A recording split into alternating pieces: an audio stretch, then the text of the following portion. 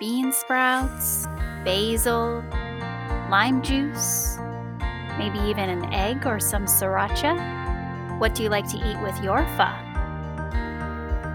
I ordered this specifically so I could film the introduction to this book, and I have no regrets.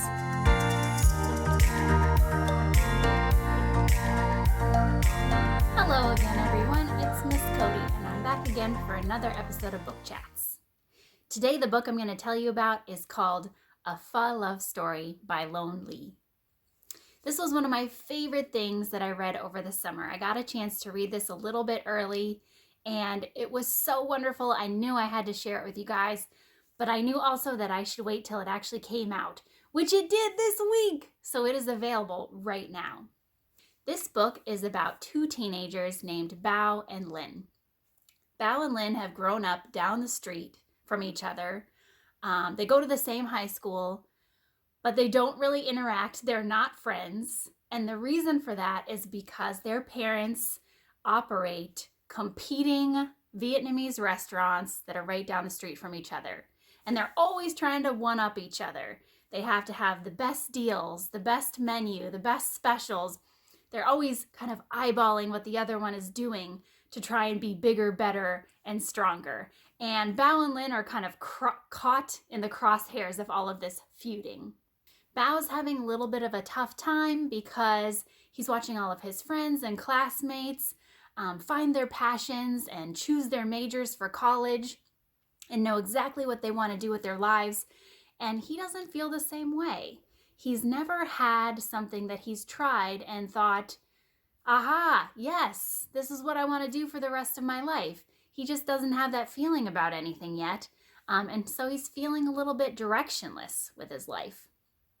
Lin is really struggling because she knows exactly what she wants to do. She wants to be an artist, and she's really good at it. But unfortunately for her parents, that's not really an option. Her parents have very specific career goals in mind for her that do not involve art. And in addition, they expect her to work in their restaurant all the time. So she has no free time. Even if she wanted to do art on the side, she really couldn't. All of this gets even more complicated when Lin is invited to show her work at a very prestigious event. And she knows that her parents ultimately won't be very supportive. And she knows that she has to keep that a secret. So at the beginning of this book, Lin's family is having a big special night at their restaurant. They're once again trying to outdo Bao's family restaurant. And Lin is super overwhelmed because they're understaffed and she's having to take the brunt of this and she has other things that she needs to do. And so she, in a moment of just pure frustration, goes into the alleyway behind the restaurant and she's crying. And Bao happens upon her.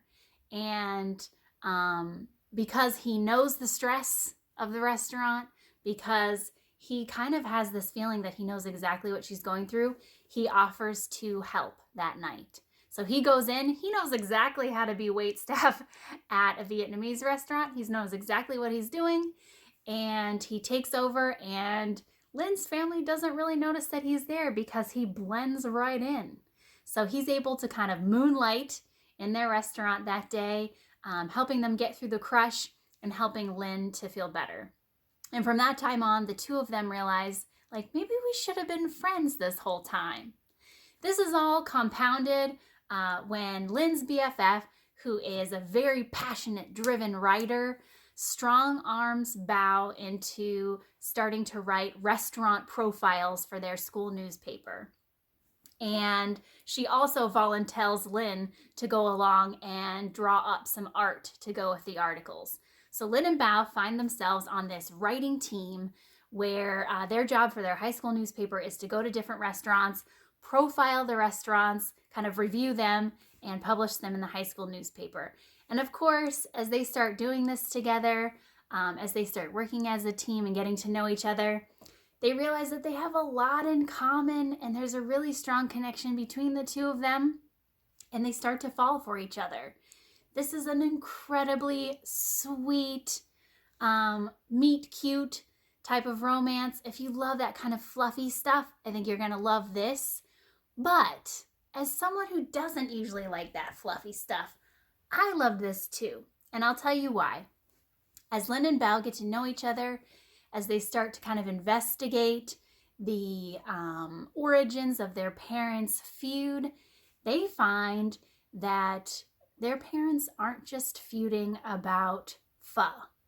Their parents' feud goes back way more years than that, and there is a huge evolving mystery that they discover that leads all the way back to Vietnam. So this book also is very meaningful in that way. And it's very compelling and suspenseful a little bit. So if you're somebody who likes something a little bit beyond just a fluffy romance, I think you would love this too. One of my favorite things that Loan Lee does in this book is that she includes lots of Vietnamese language throughout the story. If you are a native Vietnamese speaker, I think you're going to love this book because Vietnamese is just sprinkled all through the text. If you're not a Vietnamese speaker, I think you're going to love this book too. I did.